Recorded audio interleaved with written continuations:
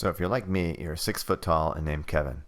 If you're like me, you also might play Fallout 76 and get tired of building rooms that are only so small with the default game. So you might be interested in this video because I've discovered a way to make these smaller size, like half-size rooms, as opposed to just these square pieces that we normally get. Now, a couple things to know right off the bat. This is only for upper floors.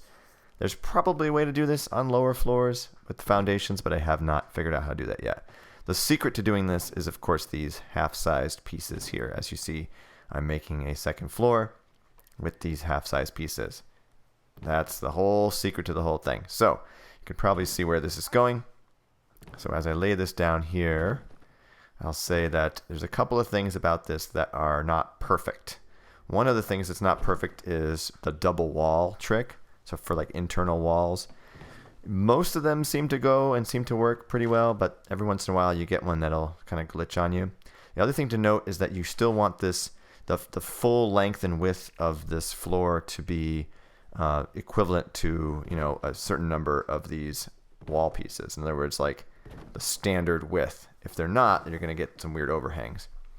The third thing I'll say, and which is what I'm doing right now, is it's generally best to do the outside walls first.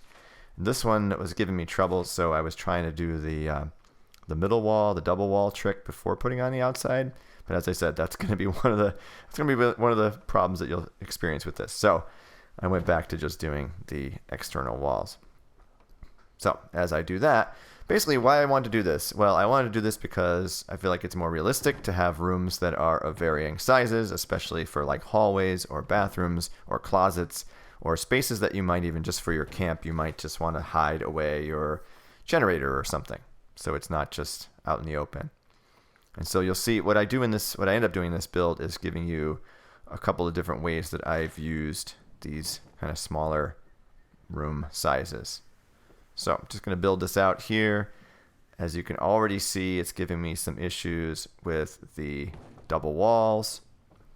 There's some ways around that. You can kind of minimize the damage and how much of the inner walls are exposed. By the way, I'm using the barn set because the interior door, or the doorway in general, just looks more like an interior door. It's not as ornate. It doesn't have it's not big and bulky like some of the other kits. And also the red, I find the red, even when you can't do the double walls, the red wall sort of looks like an accent wall or looks like paneling. So it's not as kind of obvious or obnoxious when you see it. I guess some of that has to do with the vertical paneling on it too. But as you can see, I'm just filling in some of these spaces, trying to decide what I wanted to do in terms of the arrangement. Pretty much any of these little half-size floor pieces can be made into small rooms. So let's see, what do I do next here? I think I start building out some of these. What I ended up doing, you'll see, well, I'll do in the second half of this video, I will show you a sort of reveal, like just how I built it up and how I decorated it, what it might look like in a real context here. So as I'm going through, again, trying to fight with these double wall situations here, eventually I just gave up. Let's see. Where is this now? I also, you'll see when I get to the second half of the video, I also end up changing the stairs to those, those built-in like double foundation stair thingies, which just kind of give you a little bit more room to work with. But we'll get to that here. So here's where I actually start making the layout. This little section you're going to see here is going to be a hallway, which will lead to separate rooms.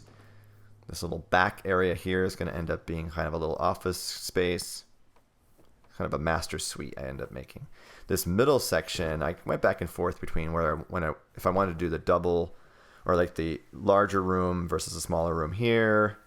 I ended up changing it up a little bit so that it was more like a master suite than a room with a closet.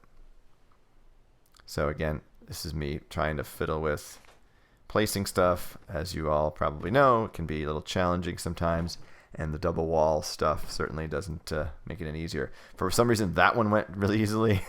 I think one of the problems is that when you have the half pieces side by side in a sort of a horizontal way, for some reason it doesn't do the double wall thing very easily, and I don't know.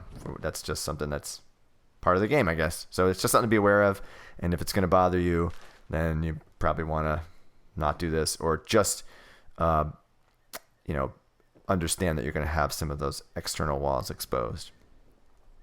All right, I can't remember what I'm doing at this point in the video.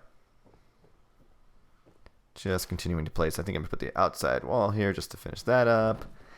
And yeah, at this point in the build, I didn't know how realistic I wanted this to be, or if I just wanted this to just be a demonstration of the various ways you could do this. So like the types of small rooms. For some reason, this one, again, I couldn't do the double wall there, but I think when you have these pieces horizontally like this, that's when you run into trouble with the double wall thing, because it thinks of it as like two different pieces, which it is, but it's a little bit unfortunate. When you run them across the other way, you have no problem doing the double wall thing. So if that's going to be a major concern for you, then well, you'll have to not do this, or have to figure out a way around it. And there's ways around it in terms of, like I said, it's like an accent wall. You can put stuff on the wall. You can put shelving up against the wall. I'm going to show you something where I kind of discovered in the process of this how to do like a fake wall, essentially, where you don't have, because we don't have any like half or partial vertical walls like we do floors, right? So there's ways around that using the wooden bookshelves, which I'll show you. So it's kind of cool. You can make like a built-in, and it also ends up being like a wall on one side and shelves on the other side. So you'll see that towards the end of the video.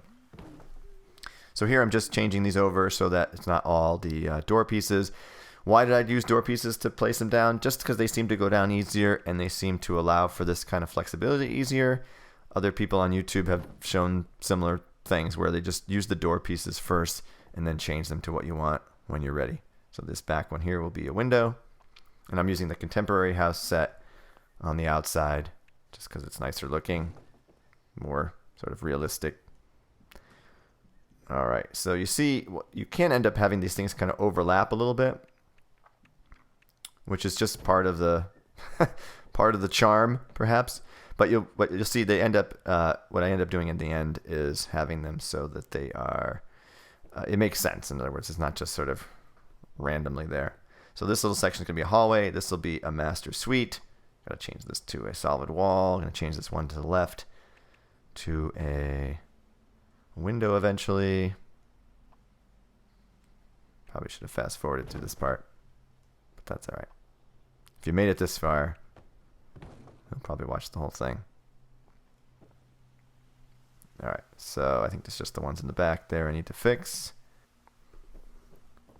And let's see, just going back through. I'm not the most efficient person at making these videos, but hopefully that's all right and you find it useful anyway. So I don't remember what I was trying to do here. Oh yeah, I was going to make this little threshold here have a doorway as well. So double wall trick coming up. There it is. Like I said, it goes really easily when you're kind of when the long ends of each of the pieces are together rather than like the short ends. So I think coming up soon, this part's going to end. And like I said, I will switch over to show you what it looks like. Oh, I forgot this little piece at the back here. Make this a window. Oh, I end up making this into, like I said, a master suite. As it exists right now, it's like as if it's a bedroom with like a closet or a bathroom on the end of it, right? You could keep it like that. Could do the one next to it the same way. But what I chose to do instead was have one of the rooms in the hall just be a bathroom, and have like the back bedroom be sort of like a master suite, which means, more than one room. So I ended up changing that little section there, as you'll see pretty soon. So this is me just walking around, making sure I didn't miss anything. And so I will pause. Doesn't look like much right now, but I will pause here and fast forward to what I ended up making it look like. Boom. There we go. The magic of video editing allows me to come right back here and show you what I did with it. So this is more of a, I mean, this is not a house I'm actually building, so it's not a finished product per se, but it's what you might do with a space like this. So I did change to this larger stairs, which allowed me to have all of that space really accessible rather than having the stairs come right up into it. So a little sort of vestibule area here, or like a landing area. This is a sort of just a little sitting room, TV room before you get to the hall. So the hallway here is the first demonstration of this half-sized room. Okay, so I just, like a normal house would have a hallway that's not 8 feet wide. It's like 4 feet wide or something. So that's what I did here. And so on the left, you're going to see I just did a normal size bedroom, which is your standard, square floor piece. I made this one into a child's bedroom. You can see here. And here's where the double wall didn't work, right? But I kind of thought of it. It's an accent wall. Makes sense. Once you see it in context, I think it's not so bad. Across the hall is where I put one of these other half-size rooms. This is a bathroom. Ideally, I'd have like the shower stall and a sink in here, but I don't have those things yet. I complain about this every video I make, and everyone's nice enough to say, well, it'll come into the atomic shop eventually, but it hasn't in a while. So anyway, this is what really got me thinking about these smaller rooms, was like bathrooms, right? Bathrooms are generally smaller. So down the hallway this way, we enter what I created as like the master suite. I smacked myself with the door, which was kind of funny. So let's not do that again. I made this first little area into a sitting area with a fireplace. It's a huge fireplace for this size room, but I wanted to use this piece because I hadn't really used it yet after I got it. So another half-size room here is sort of like a little desk and office area that you might have in a master suite like this. And then that leads to the main bedroom here. Now, of course, this could be expanded to a much bigger room, and so you can work these smaller pieces into a much larger floor plan. It'll still work the same. Like I said, the main pitfalls are the ones that I mentioned earlier. Now here, I just wanted to show something else that I discovered. So if we change this to a door, let's imagine that this wasn't a bathroom on the other side there. So let's say I wanted to divide this space up here, but I can't put a wall there because it won't snap to the other ones. So you can use this little trick here. These shelves work really well to fill in a gap like this. Now, I didn't stack them particularly well. I just did it fast, so they don't look very neat and clean. But with a little bit of time, you can make them look really nice. And I think it's 4 of them will stack up to be just about perfect in terms of height. And then, down below, you can just line it up with the walls and make it straight. Now, I didn't do this super accurately either, so it's going to stick out on the other end. But the effect is the same. So you can basically have a built-in. You can make a built-in bookcase. You can do some merging, get those things together. It'll look pretty freaking nice. So from the other side, it ends up just looking like a solid kind of wood wall, which you can decorate. You can do stuff on and, make it look like it belongs there. So let me get rid of this painting here so you can see it. Bye-bye painting, and there you go. See, I didn't line them up very well. They're kind of staggered, and I didn't line it up with the wall very well. But, given a little bit more time, I could have done that, so it would be a lot more seamless. So that's about it, I believe. Hopefully you found this useful, and for the 10 to 15 other people who are obsessed with making small rooms, maybe this was helpful. So I find it useful. I think it's been cool to kind of just, do something beyond the simple standard like 8x8, whatever the dimensions are in Fallout measurements, to come up with these other creative spaces. And like I said, if nothing else, you can do something like this just to hide a generator, just to hide other sort of utility stuff, or to just make more realistic builds. So that's what I set out to do. So as usual, if you have any questions, let me know. Hope you enjoyed this and have a good day.